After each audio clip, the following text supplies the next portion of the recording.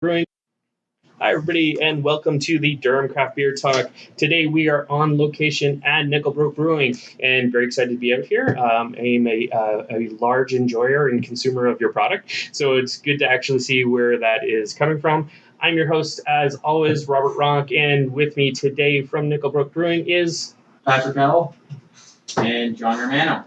Thank you very much for joining me today, guys. As I said, really happy to be here. We'll get into talking about the beers later, but the a big support that I have for you guys is you're one of the few breweries that are making ESBs on an ongoing basis. And as a former resident of London, England, and very used to drinking bitters on an afternoon in a pub, it's nice to have that in the fridge on an afternoon to break some out and pour some into a glass. So.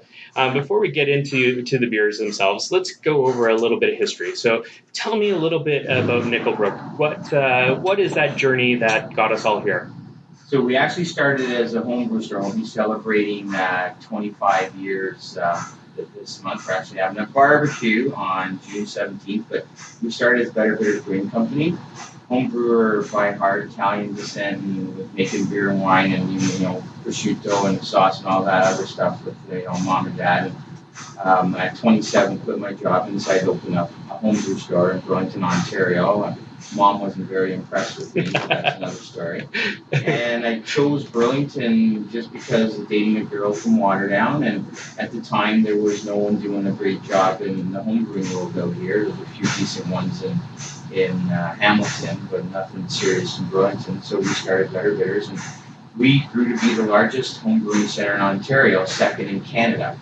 So we bought a little 10-hectare brew house from a brew pub that closed in Ottawa on Bank Street, about 15 years ago, and proceeded to try to get a license to become a brewery. We were going to make wort. So the idea was not to become a craft brewery. It was going to produce wort for our home brew store. So we were doing 10, 15 hectoliters of beer a day, one kettle at a time. It was like becoming a 24-hour a day job. It was ridiculous. So I just thought, okay, let's buy this little brew house. We'll make wort every day. One day we'll make an ale. One day we'll make a lager.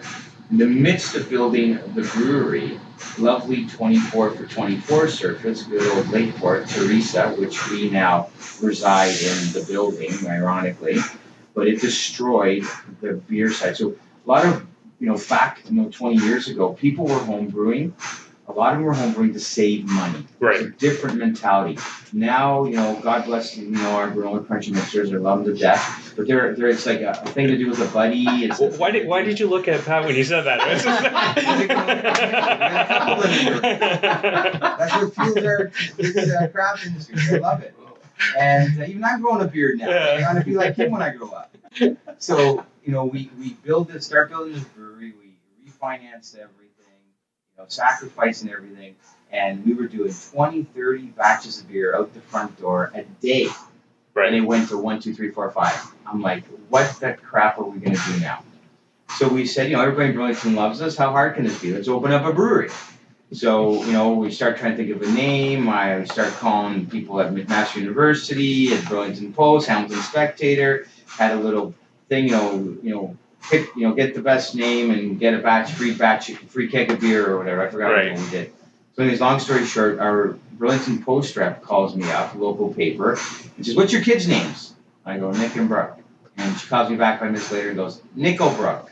And I'm like, wow, I dig that. So I call my brother, my partner, I'm like, "Hey, these are your Nick's godfather, for God's sake. What do you think?" He goes, "Yeah, that's fine with me." So he goes, "I don't know what I was going to do." So we went with it. It was at the beginning a bit tough, and we kept Better Bitters in the sideline because we were so well known here. Right. We started making a pilsner, a lager, a brown ale. And it was very much an ESB, but it was it was a nice brown ale. And we, strictly tried to get our friends to start drinking it, and nobody wanted to buy the beer; they wanted it for free. Now, John owns a brewery; I don't have to pay for beer anymore. And hooray!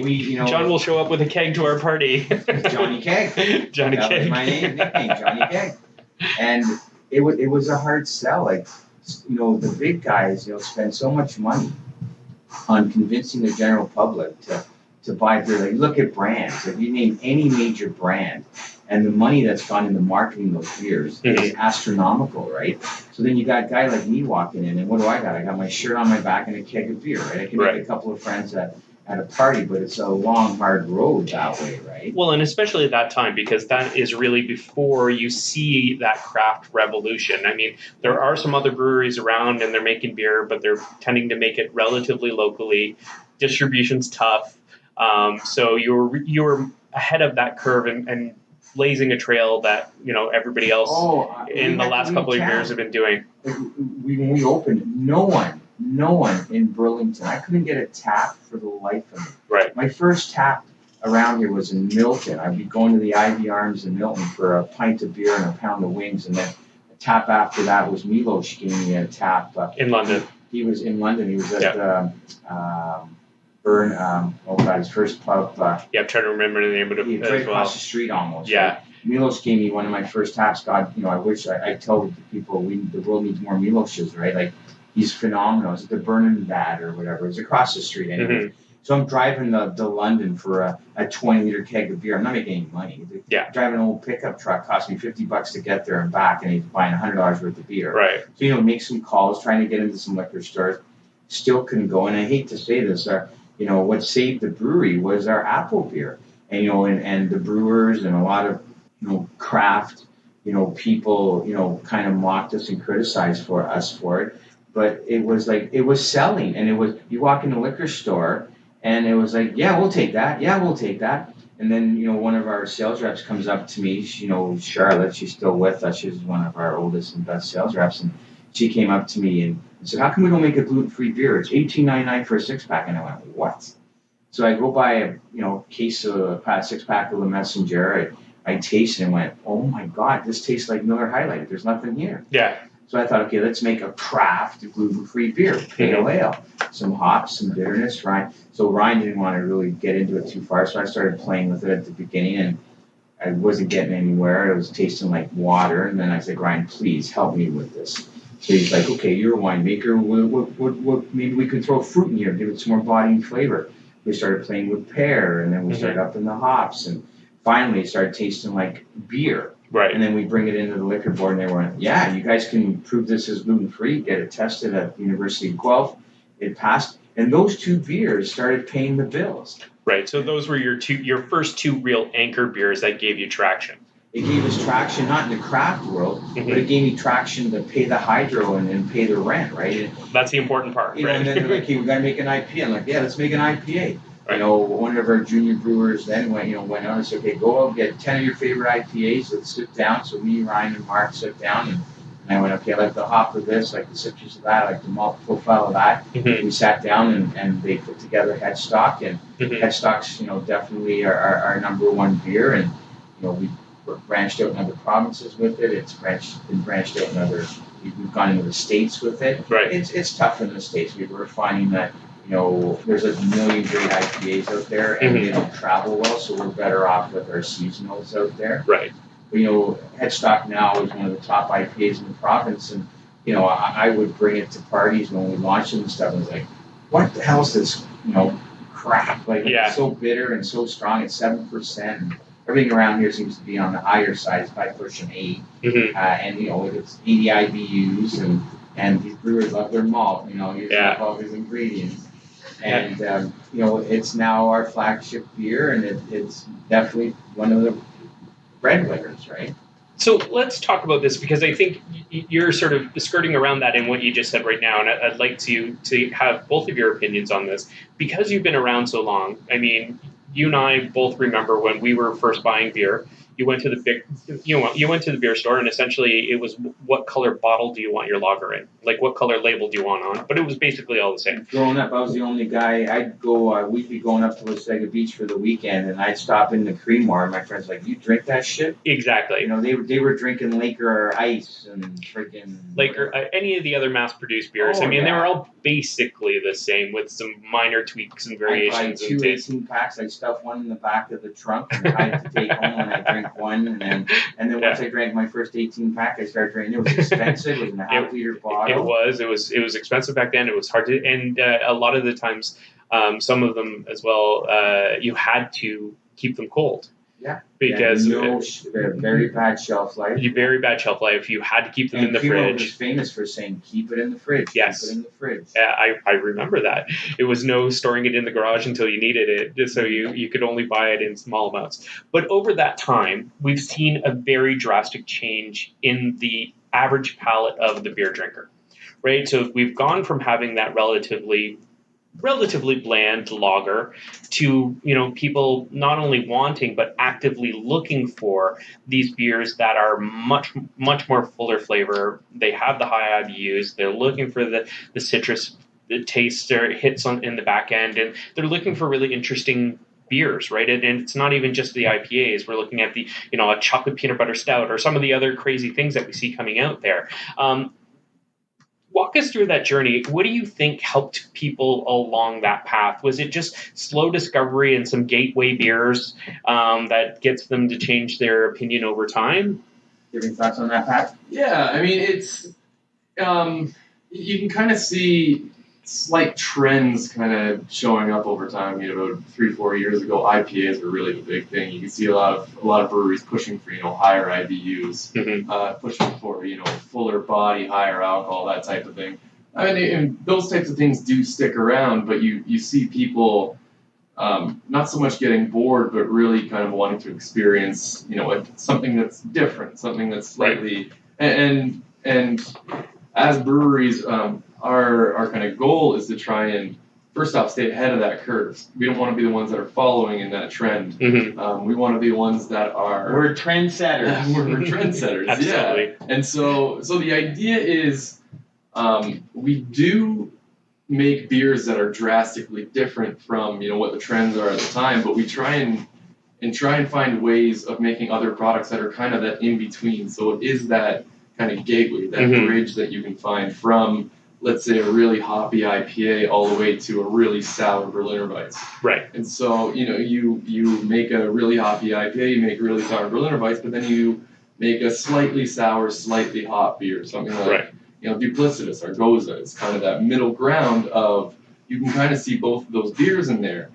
It kind of hits both of those trends, people's palates that are kind of in both of those camps, but it can kind of be that gateway to both sides of that spectrum. Well, and I think especially any brewery that is mature as you guys are, you need to have those entry level beers or that gateway beer, and then you also have something that will test people on the other end as well, because every time somebody purchases it, it may be the first time they taste your product, and you don't always want to dump them into the deep end if they've been drinking Coors Light for the last forever, and you give them the Imperial IPA. That's probably not an easy transition. No. It always happened to, like, I'm just over 50, and you saw your dad. Like, we all saw our parents or uncles and grandparents and stuff. Like, Tracy's grandfather only drank blue. Yeah. Then he put it in the fridge. It was in the basement on the cellar floor. He goes, "There's blue in the fridge for you, and my blue's on the case on the concrete floor." Yeah. And then my dad, grew up 50, Carling, right? Same count. Export, right? And my dad, all his life, he drank 3 beers, right? Yeah. And now you've got, you look at who's our core customer. I'm going to say 20 to 45. Mm-hmm.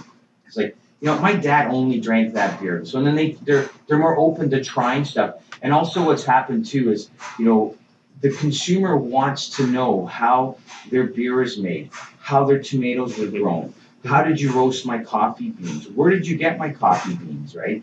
And that's changing the world, right? And when more people find out how domestic beer is brewed, they're like, when I do beer 101s up there, and I tell them how commercially brewed beer is mass produced and how we make beer, they're like, "Are you kidding me? Yeah. Are you kidding me? There's corn in my beer?" Yeah. Yeah, there's a lot of corn in beer. There's more corn than you want to know. Yes. in your beer, right? And that's why the beer has very little flavor, and that's why the beer has no color. Right. And this beer has so much flavor and so much colors because we're using 5 times the amount of hops that a traditional beer is using, and we're buying very high-end quality malts. Yes.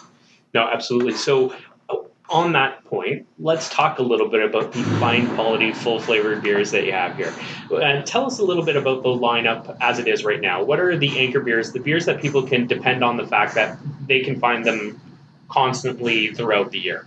And can I intervene on that? Just Sure, absolutely. Like so one of the reasons, like I think we do a great job. The Brewers definitely do.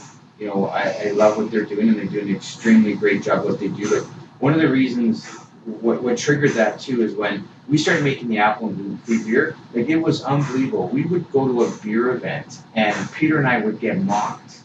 Like, oh, there's Nickel Brook. I wonder if they brought any apple beer. Yeah. And then I just gave Ryan open book. Say, Ryan, you know what? We have to start making some killer beers. Money. That is a killer bees. Killer bees. You need to take that. And I didn't care about the ingredients cost. I just wanted to get a reputation. Yeah. So I'm like, Ryan, let's start buying Simcoe. Let's start buying Citra. Let's start buying Equinox. We were using Maris-Sauter malt as our base malt. Like, that's unheard of. We were buying it in bulk in the silo for twice and 2.5 times the price of regular malt, because I just wanted to make good beer. I didn't care about making a profit at that point. Like, you know what? We got to get a reputation. And then it just, it sticks. Right? You start making beers like Headstock and Naughty and Bolshevik and stuff and Old Kentucky. It's like, you can't skimp there, right? No, it's a necessity. That's how it happened. Like, I never pour. Like, even Pat last year, we want to make a cucumber beer. I get the cucumber juice bill. Like, what? We paid $10 for freaking cucumber juice? Are you kidding me? Like, where'd you buy this stuff? Like liquid gold here. We don't get that for beer. Never mind juice. Well, but I don't care. I want to make good beer, right? And then you worry about getting some of the costs down and stuff, right? Right. No, and then that's the thing. I think you're 100% right. And anybody who's truly made their mark, that is the key that they've leaned on first, is making fantastic quality beer consistently. And then Kyle talked about how he does it. Yes. So let's talk about those beers right now. Give us a little insight into the core beers, and then let's go through some of that thought process on what are the brewing philosophies around the one-offs and seasonals. Yeah. So as John kind of talked about earlier, our the main product that we was kind of at this point our breadwinner is Headstock. Mm-hmm. And as you said, it was Ryan Morrow, our brewmaster, at one point was just kind of giving free reign on make the best IPA that you can come up with. Right. And obviously he put together this this award-winning beer. It's selling fantastically within Canada, as well as it's doing all right in the States at this point. Mm-hmm. And the idea that we wanted behind this was we wanted a beer that really balanced out. We wanted it to be dry with a big, full kind of fruity, citrusy taste to it, but with that bitterness to kind of back it up. Right. We wanted this to be a true American style IPA. Mm-hmm. So he kind of sought out to do that. And like you said, it's got the body there, but it is dry. It has that kind of fruity hoppiness to it, but it has bitterness to kind of back it up. We don't want it to be overwhelming, and we don't want it to be something that you can only sit down and have, a shot glass of. Right. It's going to overwhelm you. And I would say that that's one of the things that I found, sampling liberally of the lineup, is that some of them are interesting and unique combinations or flavors, but the backing of that is always well balanced. Yeah.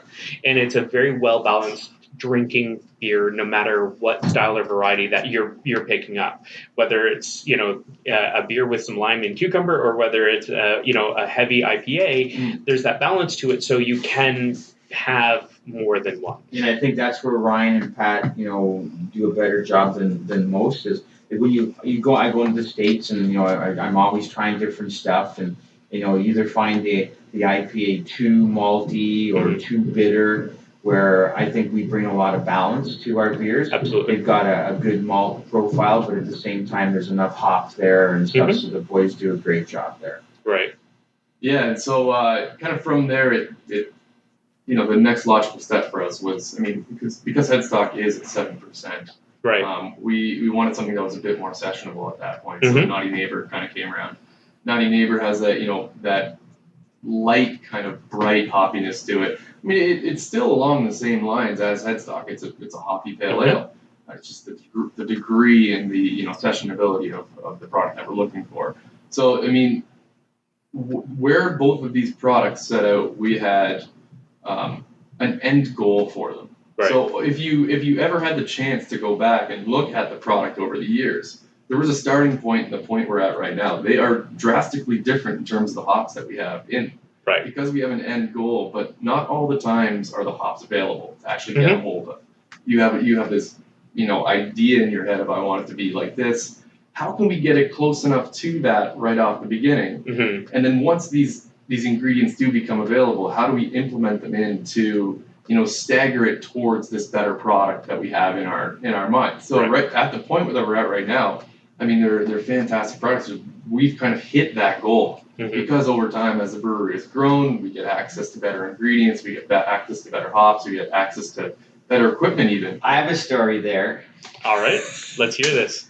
So when we started making headstock, we managed to get a ton of nugget hops at a good price. So Ryan, the first headstocks were made 100% nugget, front to back. Dry hopping, everything.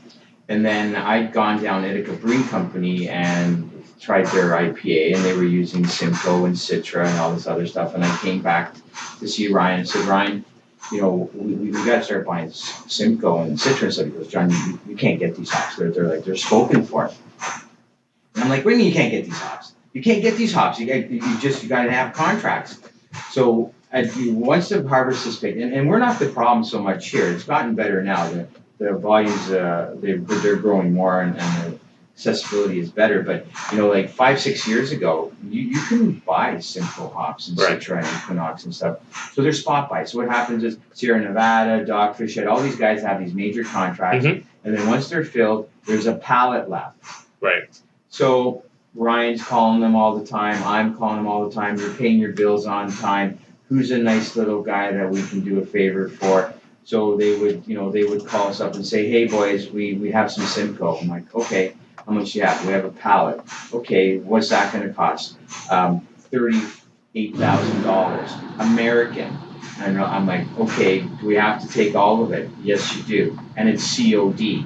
So, Tracy, my wife's doing all our financing at the time. I walk into her office and say, honey, can we buy $38,000 US of hops? She's like, shit, no. And I'm like, what do you mean, come on? She's like, John, we don't have the cash. You can't do it. And I'm like, I gotta have these hops. I want these hops. How's my credit card look? Yeah, your credit card's got lots of room on it. So I called, Ryan and I called the hop grower and go, hey, do you take Visa? Yes, we do. I'm like, okay, put on my Visa. So 38,000 US, 50 whatever thousand. The next day, I go get gas. My card gets declined. So I'm pumping gas. I'm trying to pump gas. My card gets declined. I call my wife on, Trace, are you not paying our Visa bill? This is embarrassing. I'm trying to get gas and my card's got declined. Well, if you wouldn't buy all those damn hops. And that happened, honest to God, we did it with Simcoe 1 year, we did it with Citra 1 year, and we did it with Equinox 1 year. And these hop contracts always come cleared up around this, Christmas time. Right, so it's a double hit. Yeah, oh God, so you're out, you can't buy anything, you guys want a bag of hops for Christmas? And you ask because what child doesn't want a bag of hops for Christmas? Matt wanted to get full of white hops, right? That hops and then it gets marijuana. Now, he did say he had hops in the car, but he did use quotes when he said hops, so I don't know what to make of that. Gotta make money somehow, guys. Matt's our head of marketing. Got pulled over by police the other night. They thought the car smelled like marijuana, but it was hops. So he says. Yeah. I swear. He's got to grow up in the back of the brewery. Not telling anybody. Of hops. Yeah, because he can use the spent grain for fertilizer. That's all going on here. He can get stale dated beer and water the marijuana plants with it. They probably grow it as well. You might be on something. I'm gonna get arrested next week. What do you mean? They're at your apartment right now. You didn't tell anybody your last name on here. Yeah. Throw my reputation the way. How many marketing managers do we have at our company now? And he's ex-lawyer too. too, right, by the way. So Soon there'll be another one, right? he's got it all covered. He can just go to court and, represent himself. There you go. All right, so tell me a little bit about the seasonals. What's some of that thought process that's going into the choices that you're making when you guys are sitting down and thinking up what crazy thing can we do for summer, for spring, for fall, for winter? What's driving that?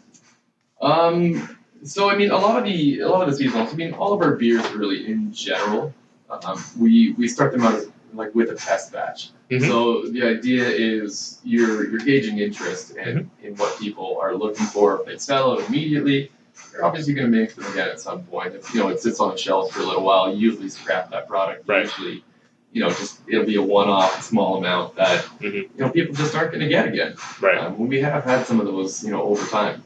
But once we have gauged that interest, you can almost slot it in. So you're looking, a summer beer. It's either going to be a light IPA, a wheat beer, a sour, something like that. In the fall and spring, you might have a bit of a hoppier product. In the winter, you're looking at your stouts and your stouts and porters, your spiced products, your porters, things like that. And so we've over the years obviously done a lot of these one-off products. And we've kind of slotted them in, so you can see things. I'm pretty sure Kentucky started out with, one or two barrels.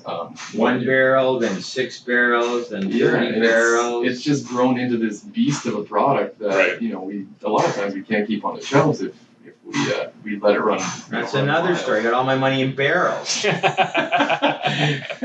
When you got no money, it's all in the barrels. Hops and barrels, right? It's just money comes back in, goes out for the barrel, comes back in, goes out for the hops, comes in. I'm driving a truck, the air conditioning comes on when it feels like it, the 4-wheel drive comes on when it feels like it, the transfer casing leaking on the driveway, got to go underneath and put oil in it. But you have barrels and hops. But I got barrels and hops. And that's the important part. I don't give a shit about the new pickup. Everybody who's listening loves that you're making those personal sacrifices for our benefit.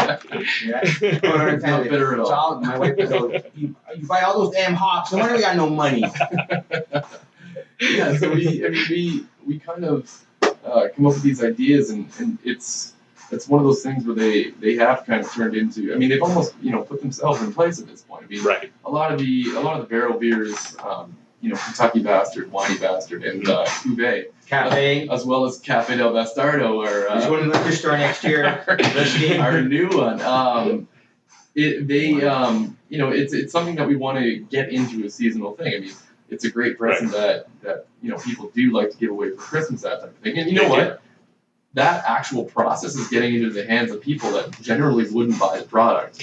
That is often the case. Either they wouldn't buy it for themselves, or they wouldn't. Even Cuvée, wouldn't take the ticket. Back to Cuvée, I'm having a Christmas party. I got all my buddies in the basement, and I didn't tell them about the beer. I opened up some Cuvée, cutting the wax. I was like, "What is that? It's beer." What? And I'm pouring some glasses and stuff. This isn't beer. It's beer. It's so boozy. I'm like, it's beer aged in a bourbon barrel for a year. Like, oh my God, this is unbelievable, right? They can't believe this is beer. We look at stuff like even our raspberry Berliner. I give that to people. I give that to girls. I don't drink beer. Okay, would you please clear your mindset and try this? Consider it a raspberry champagne. Right. Okay? And then I give it to them like, oh my God, this isn't bitter. I go, no, and it's got lacto. You don't even have any probiotics. No activity required today now. And they drink this beer and they're like, oh my God, this is so good. Don't promote that. I asked you before if there was probiotic. You're like, I don't know, I'm not saying. There's lacto in it. It's good. It's got your probiotics in it. We're covered. Oh, don't worry about exercise. Just drink. Yeah, just drink electrolytes. You preserve yourself. It's a pickling. It's Who needs it? In old Kentucky, 14.5 this year. Who needs to have a bottle of Kentucky? there you go. We need is 14.5. It's only supposed to be 12. I don't know. The barrels were good this year. That's how it turned out. What are you going to do? How's that possible? A lot of loss to those distilleries. So, to bring it back around to the seasonals and to the core beers, at this point, it's almost become self-selecting. The things that have worked over time, the season that the products become available, or Yeah. that the drinkers are looking for it. Their palate is looking to drink that type of beer at that time in the season. It's got come together, sort of thing. But yeah. so, are you now? You guys are at a point with the maturity and the number of product, like the number of beers you're making on an annual basis. Crazy. It is crazy. But it's addictive. Yes. Are you guys taking that step back now to sort of take a look at the lineup and go, where's our gap?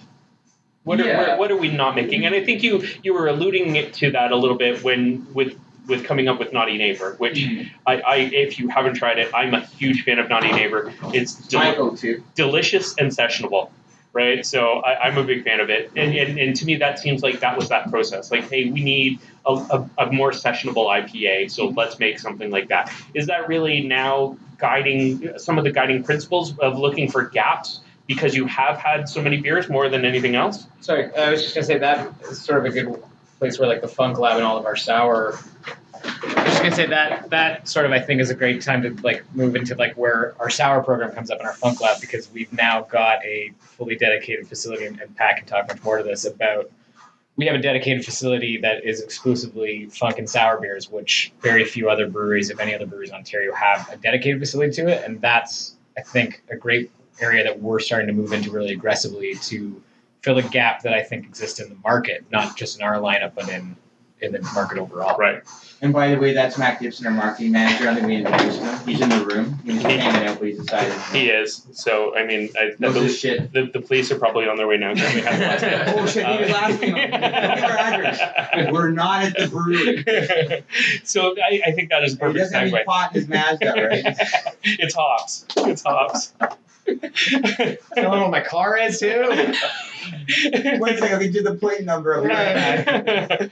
So I think that Matt provided us a perfect segue in to talk about Funk Lab, because I think that is something very unique that you guys have started. So give us a little bit of a breakdown of what was that thought process to develop Funk Lab, and what's some of the mad science that's happening in the lab. Yeah, so I mean, the Funk Lab opened up about a year and a half ago at this point. So what was that, if my math is correct? Yeah, almost 2 years. Early 2016. So it's kind of been in the works probably for about 2.5 years at this point. We put our first barrels down that had wild yeast in them. About 2 years ago. Well, that was a bit of an accident, I think, too. So Yeah, well, Ryan it and was- Pat come to me and said, John, I think the cuvee's got Brett in it. No, it was wine. Or was it whiny? Yeah. Okay. Oh, I think the whiny's got Brett. I go, what? They're sour. I'm like, what? So everybody's freaking out now. Like, we got Brett in the building, and so it was just a natural thing to turn Hamilton clean and turn Boynton sour. Yeah, it was. It wasn't so much that we realized they were sour. I realized that a barrel had exploded. That's right. It was gone. It was like on the floor in the room. I happened to be doing inventory one day on our barrels, and the head on the barrel had exploded gone. across the room. That's Seriously. I remember And that. so we found that all of the barrels were basically somewhat bulging, and so Right. I had a fun day of popping the bungs out of the barrels, Depressurizing them. depressurizing them, Right. but making sure that we could, get all that pressure and not have another explosion, one that would actually cause some damage to. So we could say that's how Funk was Yeah. born. That was Now Funk was born in Burlington. Yeah. Pat found a blown up barrel. the big whiny. Oh, I guess we got no other thing to do now here. This brewery's now sour. So yeah, Now we're doing this. yeah, yes. No, but the idea, I mean, we did have, so we have a kind of core lineup of base barrel funked beers that are actually just going to start being released kind of into the market, over the course of a year. So we have a golden base, a red base, and a brown base that we throw into a selection of barrels and dose them with whatever wild bugs, whatever wild yeast that we can kind of get our hands on.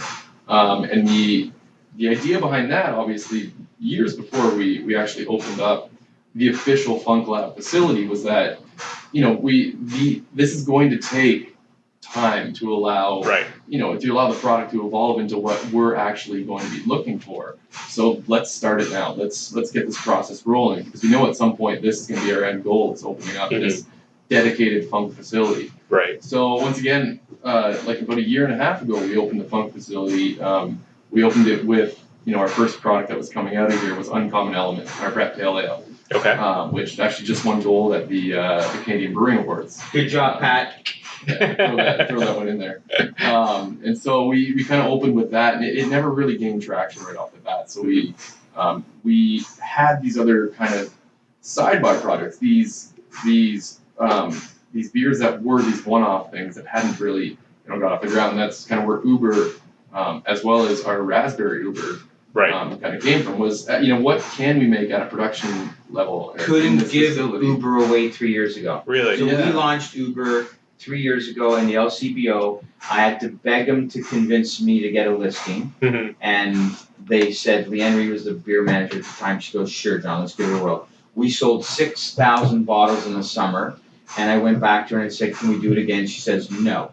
And I'm like, come on. I go, it's a brand new style of beer. People are learning.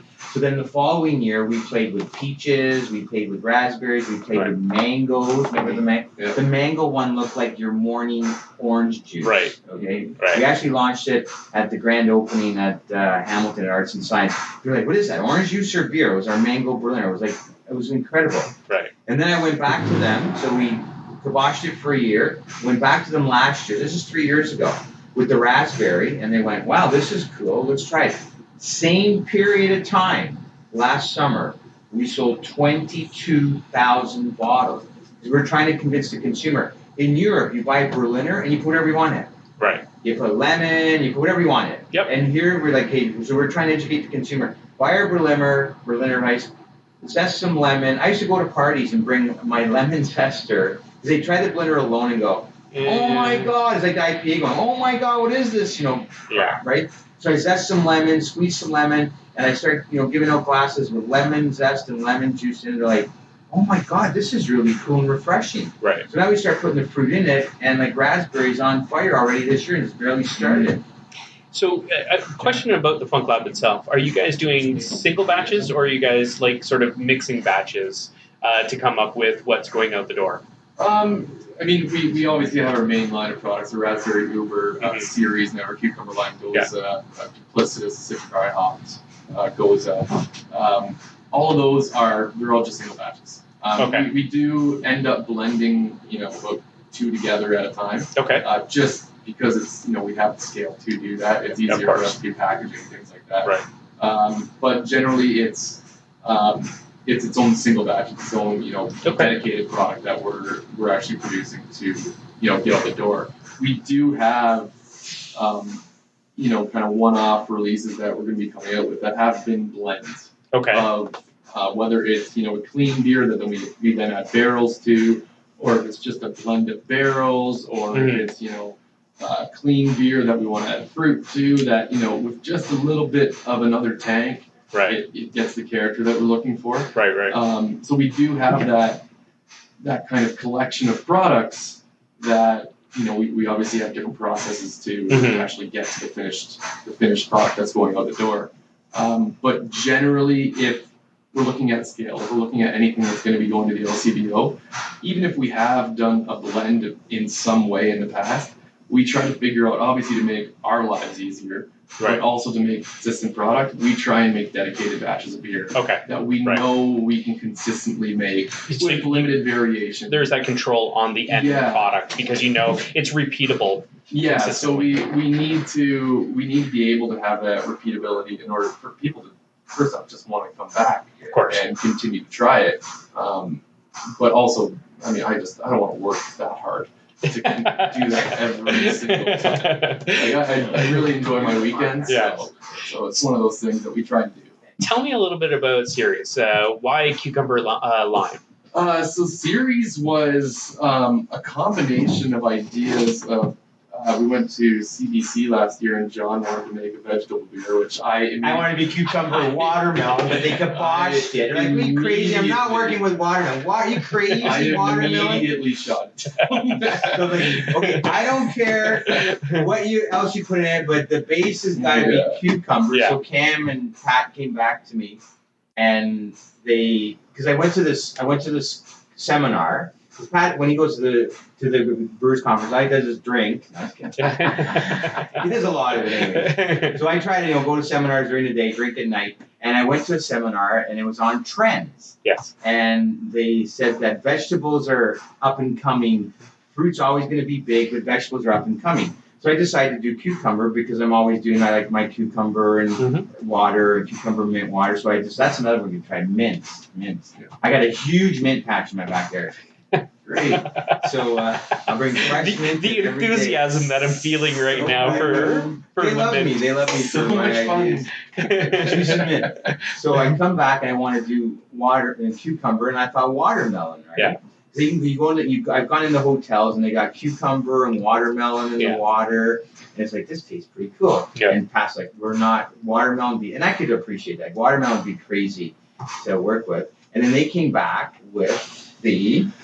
Yeah, so I had a junior brewer last summer that isn't with the company anymore. He moved on to another company in Toronto, but he kind of came up with this idea for a goza that had cucumber and barley.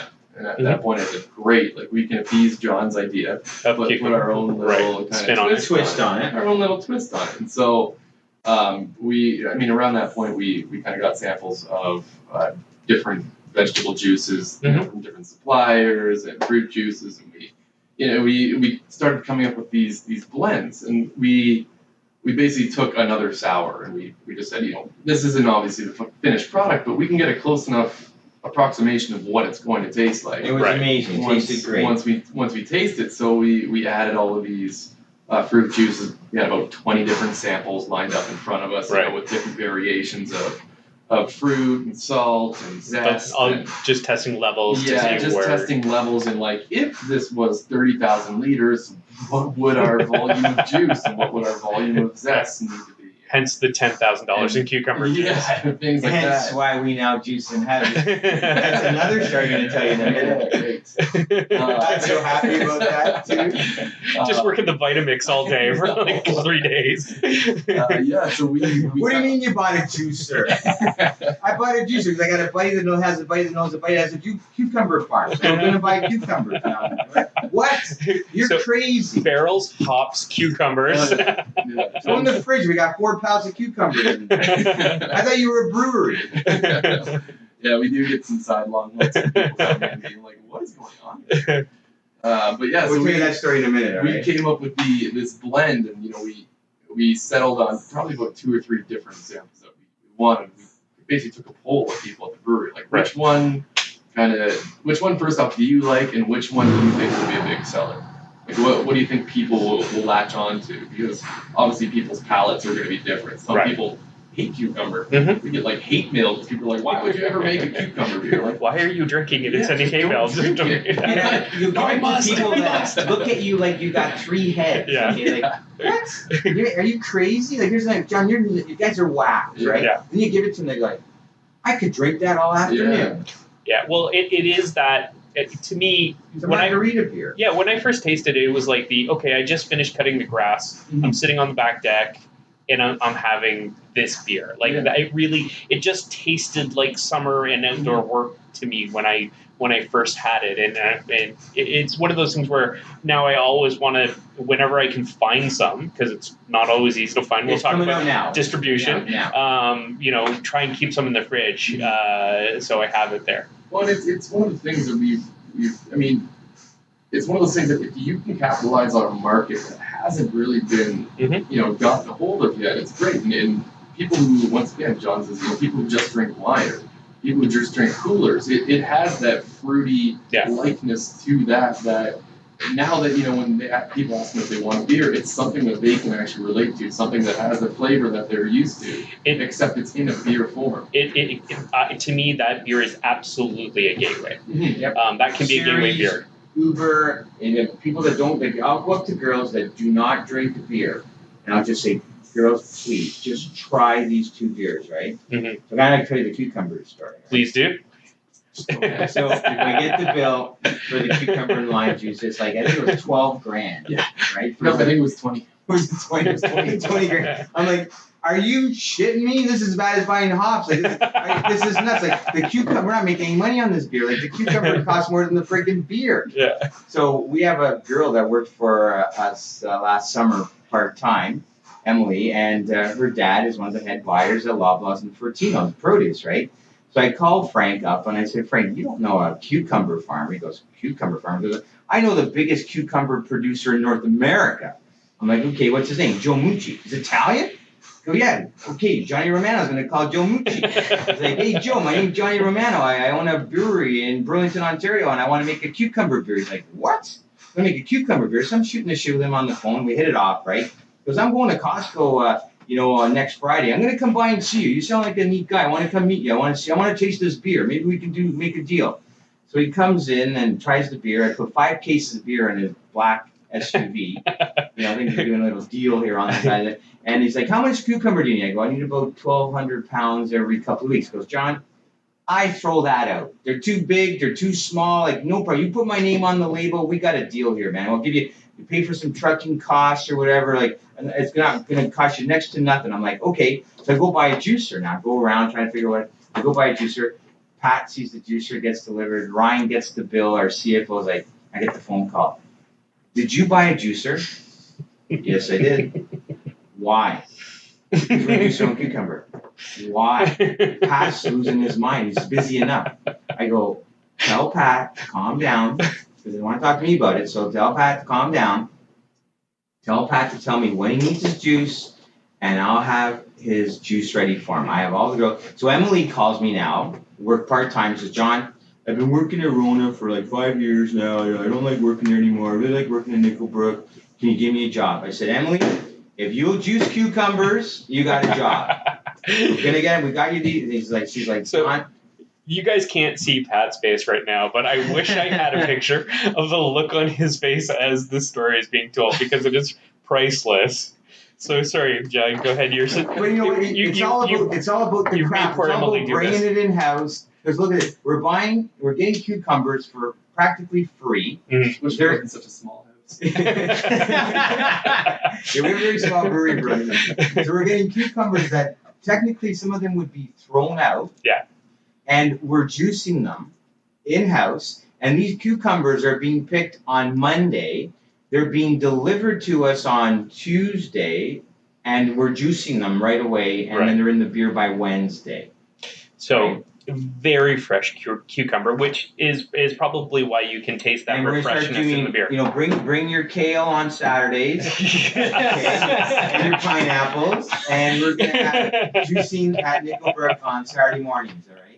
And it's funny because my wife's had some few health issues, and the week before this started to happen, I went out and bought an Omega juicer at Canadian Tire, and I started juicing kale and everything. And then actually I did a test at home. I bought 4 cucumbers, cost me $4. Yeah. And I got 0.65 liters of juice. And I went, no wonder they're charging us $10. So when I got the cucumbers for next to nothing, it just made it made sense. But if I had to buy cucumbers at a regular price, it's difficult to make the beer. No, because it's labor of love. You're washing the cucumbers, you're peeling them.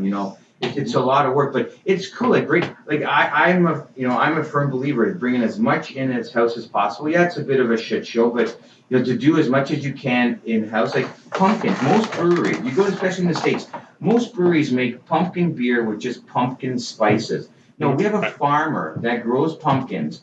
We go get them. I throw them in the back of my pickup truck. We bring them here. I call Nona and Nona. And they wash the pumpkins. They cut them in half. I borrow a propane convection oven from a buddy. And we bake pumpkins all day long. Because you eat a raw pumpkin. It's the same 1,000-yard stare happening right now. You taste the raw pumpkin and a baked pumpkin. They're totally different. Well, because the baking releases the sugars. the sugars and They do smell great when they come out of that. And we're eating them. We're eating Yeah. pumpkin that day, eating cucumber sandwiches all week long, we're eating pumpkins in the fall, And then it gets even better. My buddy Joe, we're like buddies now. I gotta get him. He lives in Windsor. If he lived here, I'd have him over all the time for barbecue. He's putting tomatoes and red peppers on the top of the skid. We sent some beer over there, right? And they're making Mucci Farms. I'm telling you, I'm very impressed. I'm not just saying it's using their cucumbers. Their produce is out the park, man. Their tomatoes are probably some of the best produce I've had. And so the skid comes in the other day, and on top of the skids of cucumbers, there's boxes full of tomatoes and red peppers and stuff. Just perfect. They bring that home and make some sauce. No, I'm making bruschetta. I'm making. So it sounds like when you work here, not only do you get great beer, but you get great sandwiches. And, I had a lot of cucumber and tomato salads over the last week or two. I feed the boys from time to time. Yeah. There you I go. like to cook. So tell me a little bit about the future. Where are you guys going? I mean, God knows. Funk Labs is a year and a half old. Mm-hmm. Obviously, that is a growing concern because it is absolutely finding a niche in the market and servicing that niche. What other things are on the horizon? What are part of the hopes and dreams where you'd like to see things I'll say a couple go? of things. I'll let Pat talk. So I'm looking at the Ubers, and I probably the boys don't know this yet, but I don't want one at a time. I don't want to tell them Houston next thing.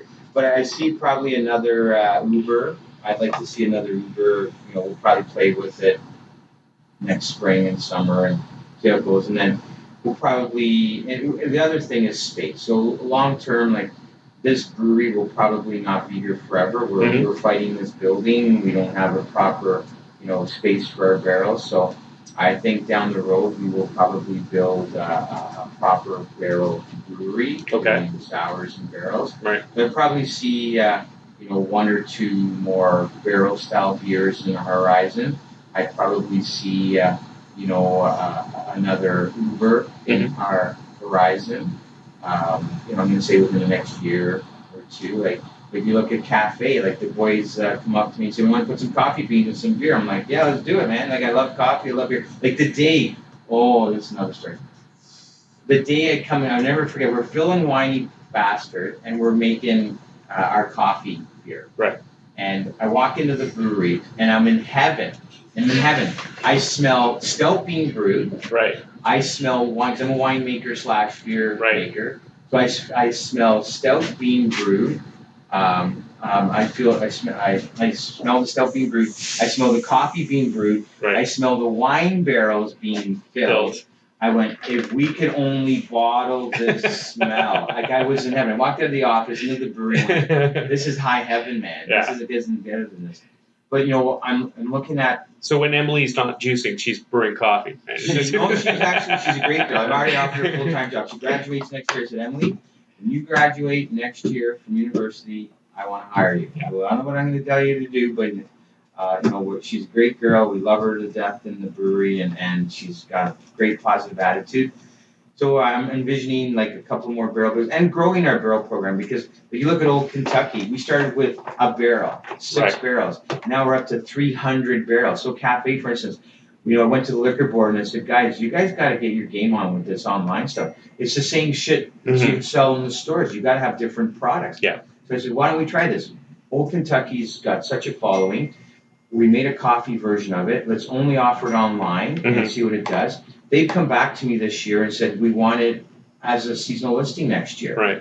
Because it went over so well online, right? Right. So stuff's growing. And then we haven't entered into the States, and to go in there with headstock and naughty, by the time it gets there, it's half baked. Where, if Old Kentucky sits on the shelf for a month, you've done the customer a favor. Right. Because it's a style of beer that can withstand the distribution chain and sitting around, and even if it does take the 30 days to 60 days, it's only getting better. I think as they're waiting. Different barrel beers from us, different Ubers from us, but we'll grow those styles and lines. What's your thought on that, Pat? Yeah, I mean, he's peaches. What do you think? Blueberries? Well, we did do, as you were saying, a new Uber kind of in the line. We did a peach Uber as a one-off, and it happened to just be time and place type of thing. That Right. we contacted a local farm, and they were giving us seconds peaches for next to nothing. So Mhm. peaches they couldn't sell on. Right, because of size or shape. Yeah, or- it was size, shape. Yeah. Like, it was just they didn't look like sellable products, but they were damn fine peaches. And so Mhm. we came out with a peach uber last year that we obviously had to sit on the peaches for 2 days to ripen them, Yeah. so that we could squeeze out the pits and not get them in a tank. And, Right. sanitize them so that we could put them in the beer, and it turned out fantastic. It ended up being It smelled amazing, the brewery. And the I ended peaches, up getting a couple people drunker than I thought. that's another story. I got another story. I'm about stories, Dave. You notice that? I love telling stories, right? That is So, for this medium. That's perfect. So- my wife's a moderate beer drinker. Usually I'm the lucky one. It's like, okay, you can drink. I'm driving you home. She has Yeah. 2 beers. So we're both our kids are at Laurier. So the brewery's named after our kids, Nickel Brook. And we're at Laurier. Both our kids are there, which is great. And we're out for dinner, and the place has peach uber on tap, right? So my wife has 1 pint, 2 pints. She goes, "Do you mind if I have another one?" I'm like, "You know what, hon? You're always driving me home. You can drink today." So she has like 4 pints of peach uber. She's hammered in the restaurant. She's like, "Nicholas, I miss you so much. You're always so busy." It's like, oh my God, these poor children. Like, she's embarrassing them in the restaurant, right? So I get back and I said, "Pat, there's no freaking way that peach uber is 4%. Tracy had like 4 pints. I could have picked her up off the ground. Okay? Yeah. So we get it tested. I think it came up almost 6.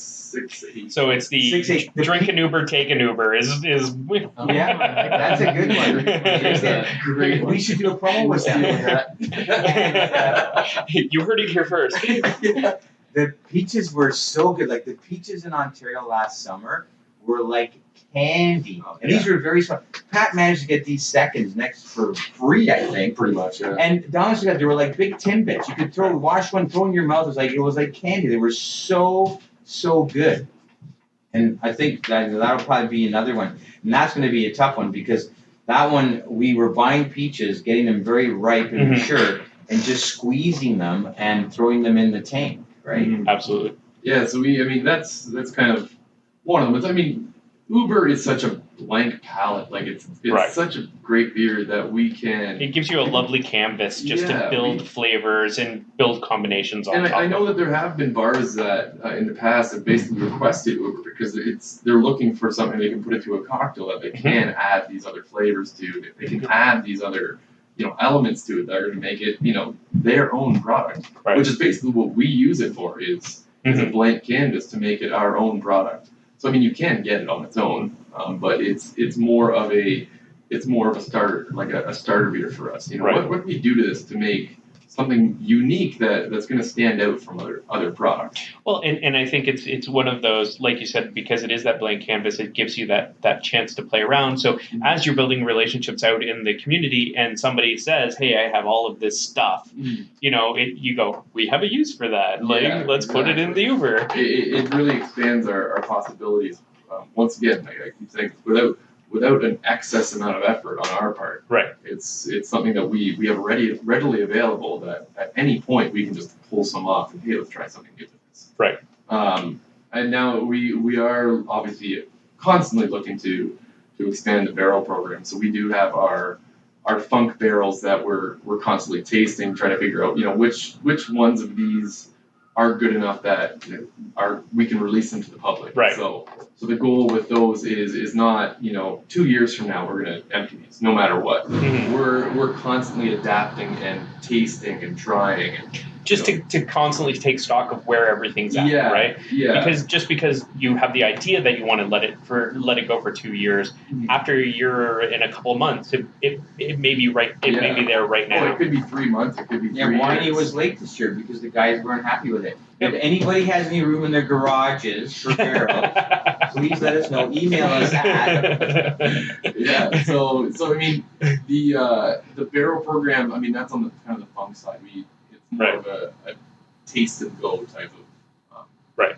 Idea. It's a gut feeling for you guys, Yeah, right? Exactly. You have a thought in your mind of Mhm. what this should end up tasting like, Exactly. and as you continue to sample it over time, Yeah. bang, we're there right now. Let's bottle this. And you know what? As we've grown it, it's allowed for us to have a steady supply of these barrels. I mean, they even help, like I said before, if we have a beer that's kind of close to what we're looking for, but not quite, we have this ready supply of, randomized, really flavorful beer that we can just throw into it to kind of hit it right on, nail on the head. And then we just refill the barrel and let it start over again. I have a massive database of information on every single barrel, every time I've added something, every time I've tasted it, the character that's coming out of it, the gravity, the pH, everything that has to do with that product. And because the more times you use it, you're leaving a residual layer of flavor on that. Yeah, so you need to keep that inventory to understand what some of the end product may come out tasting like. Yeah, and it's I forget what it was. I think Sour Hour, the podcast. I heard it. I was listening to it a couple weeks ago, and they got a great line in there. It's these barrels. The more information you have on them, the better the barrels are. You have this yeast and this bacteria with a resume, so it's something that you can look to, and it's something that you can actually say, I know this is going to turn into something that's going to taste really good. I know it's something that is going to, really, make a product that I'm happy with little to no effort, because we've already done the work to get it to that point. Well, you've barreled magic, and you're keeping it in there, right? Exactly. And when the barrel's done, we now started a furniture division. We're making high top stools. Do we have those on our website? I'm working on Yeah. We're making handcrafted cheese boards, lights, tap handles. I have 3 smokers at home. I'm getting the guy after the scraps. He's chunking it. I'm smoking my meat with the bourbon barrels. We're gonna start bagging it. We're gonna start selling the chips in the retail store. You have hops to pay for in December, so I have cucumbers to pay for and hops to pay for. Exactly. And barrels. I was going to say, Pat, did you want to talk about some of the small batch barrel brews we have coming out? We've got, Yeah. He's good. He may be a good sidekick. We're gonna start wrapping this up. So that's what I wanted to talk about. We're not talking all day. Let's talk about some of those summer releases as we come into the close here. Yeah. So we kind of have basically a 4-year lineup that we're actually really happy about. That it is this kind of first release of these long-term funk barrel beers that we've been working so hard on over the years. So we're actually really happy about them. We have basically a blend of our sour red, sour brown barrels. So we're calling it a Flanders blend. That is. Can we give all the details on these here, Matt? Yeah. So it's a blend, a Flanders blend that we're kind of calling it, because you can't really designate it in one area, whether it's a Flanders red or Blue Bruin or something like that. Because of the blend, it's kind of a mixture of both at this point. You'll coin your own term for it. Yeah, exactly. I'm happy with Flanders blend at this point. We'll keep it at that. So it's a blend of barrels that we then matured in a tank for about 4 months, and we're releasing it for Pride Week, and we're calling it Proud as Funk. Okay. So it should be love it. Should be released to licensees as well as in our retail store in Burlington over the next couple weeks. Actually, June 19th is the official launch. Yes. Oh no, sorry, June 17th will be the official launch for that, because we're going to launch it at our barbecue. June 17th. Outdoor Brewery barbecue. It's the official launch. I'm cooking. So that's the first of 4 releases that we're coming out with. The second is a Canada Day release that we've come up with. It's actually another one of these base sour kind of barrels that we're releasing. It's a golden sour, once again, from this 2-year kind of project that we've been working on. Right. It's just a collection of the sour barrels that we then threw into a tank and aged on Montmorency cherries for 4 months. Wow. So it's a cherry golden sour that we have. I believe it's around 7% alcohol. I do have the stats on these kicking around somewhere. It's within the 7-8% range of alcohol. Maybe 9. Yeah, Depends on the barrel. We actually got these ones tested, so it's a lot more difficult to figure out the alcohol when it's been sitting for 2 years. So we actually got these ones tested. But it's being released for Canada today. Matt can probably help me out with the release date at some point, but it's the week before. Yeah, it'll be like June 26th. Yeah, somewhere What a around time June for Canada 26th, we'll be getting that one out. So both of these first two beers, the Flanders Blend and the Canada Day beer, which is actually going to be called With Glowing Hearts, Okay. which is a line out of O Canada, Indian national anthem that we were messing around with one day, trying to just figure out some way to, give the idea that it is for Canada Day release, Right. By being a bit subtle about Give it that tie-in. Yeah, give it that tie-in.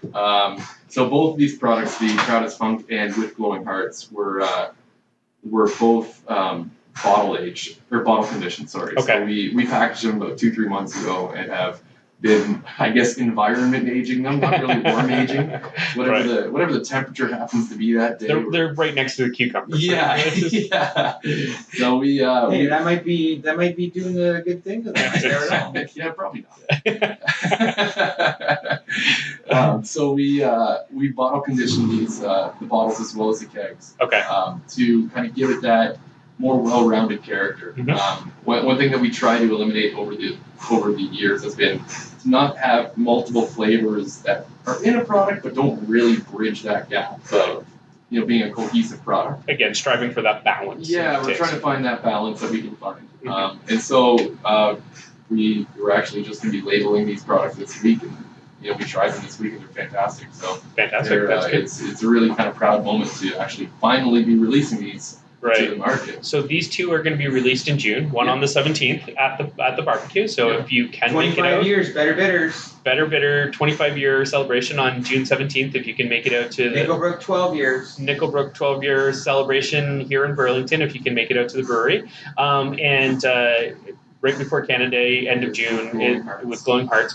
Now, what's the distribution? Does somebody have to come on site to pick those up? So they'll only be here. These are going to be on site as well as to select bars. Bottle shop and some licensees. Ontario. Right. Yeah. Okay. Yeah. And then the third one, which will be at some point in July, we'll be releasing this. Is we've done a variation on our Half Bastard Stout. Which we are going to call Bastardized Apricot. Which is a Half Bastard Stout that we then added apricot puree to.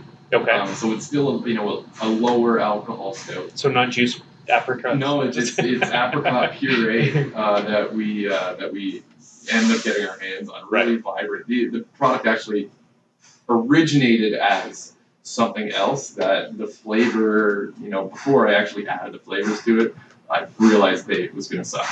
And so I happened to have some apricot puree on hand that day. Quick save. Yeah. I don't know about this. Dump that in. Maybe not do the whole thing. We'll just try a small batch. Which is, if there's any brewers out there that do that, it's not a good idea doing it the whole batch. So we happened to have apricot puree on hand, a sample of it that day. I blended it in and realized that it tasted fantastic. Right. And so that was kind of the evolution of this product, kind of coming down the line. It is, it's a somewhat clean beer. It's basically just that Half Bastard Stout, which we've then added apricot puree to. It's turned out great. So that's sometime in early to mid July. Right. We'll be releasing that. And once again, all of these it's just going to be licensees and bottle shop. And bottle shop. Brewery. Yeah. Because it's a one-off batch, obviously don't have any chance of getting anything else. Exactly, yeah, because you're not going to have the volumes necessary. We're definitely not going to have the volumes for that. And the final one is a cherry dark sour. Once again, it's another barrel blend that we actually blended into a clean product. Okay. We blended it into a stout that I then let sit for about 5 months, and the bugs and the bacteria and the yeast that were in those barrels took over. Okay. And Well, did I tell you you're going to put some cherries and some cafe filter this year? Okay, we'll see. And so we let that kind of take over, and it turned into this. It kind of cut the bitterness that was in the stout. It kind of turned into this dark, malty, sour, vinegary, kind of concoction. Sounds that terrible. Tasted great. That we once again, it was that one missing piece we were looking for. So we Right. added in a blend of cherry concentrate Right. into the product, and it gave it that fruitiness, that vibrant kind of color. So at this point, it's a light stout that has a kind of a vibrant red horizon on it. Okay. Type of thing. So it's going to be called Red Shift, and it's, I believe, around, once again, 7 to 8% alcohol. Okay. It's up within that range, and that's going to be end of July. So it's kind of our foursome products that we're kind of rolling out to really, this is kind of our shining moment of like, these are the products we're really, Right. and all of our products we're really proud of, but these are the ones we put the most blood, sweat, and tears into. So essentially, you're setting this up to make all of the people who are listening, who are beer geeks and want to try these one-offs, they have to come to the brewery essentially every 2 weeks. Is what you're saying. Yeah. So and once again, we it's not that we have a limited supply, but at some point we will run out. Yes. And it's one of the things that if you can get your hands on it and give us some constructive criticism and really let us know, what, if we could have done something different, let us know. If you love it, let us know. If you hate it, let us know. Yeah. It's one of those things that we're always willing to hear people out. So That's fantastic. So, I mean, tons of things to look forward to this summer. Basically, the summer celebration kicking off with the barbecue on June 17th, and then tons of great things to look forward to over the course of the summer with some really fantastic beers that are being added to the lineup with the already great beers that are coming out. Yeah, So, this has been absolutely fantastic. This has been a great time, great storytelling, and I think people will get a laugh out of this. So I'd like to thank you. A laugh? We're not laughing. You trying to say we're a laughing brewery? We're a laughing stock brewery. Thanks a lot. Last time we invited you over here. What am I, a comedian? I make you laugh? Well, thank you very much to both of you. This has been absolutely fantastic. It's about time you get your ass over here. I know, it is about time. We're the 26th brewery. I thought we'd maybe be your second or third. Well, it's got to come all the way from Durham. Wait, an hour away? We have gone back and forth playing some tag to get this set up. You were much earlier on the list, but through no fault of anybody's is here. But I'm glad I was here, and definitely will want to come back and do something again at the end of the summer to talk about how the summer went, how the summer releases were, and how it panned out. So thank you both very much for your time today. It has been absolutely fantastic, and I appreciate it. And give us your parting shots as we fade out here. Yeah, no, thanks for really, it's been great, just being able to, give our side of the story on these on the products and everything that we've worked so hard to bring to the Ontario public, as well as obviously everywhere else that we supply the product to. So I appreciate the ability to do this. Yeah. And drink good craft beer, and drink Uber, and then take an Uber. Drink an Uber, take an Uber. There we go. All right. That's my parting take. Thank you, everybody, for listening. You guys keep drinking craft beer, and we will keep talking about it. Thanks, everyone.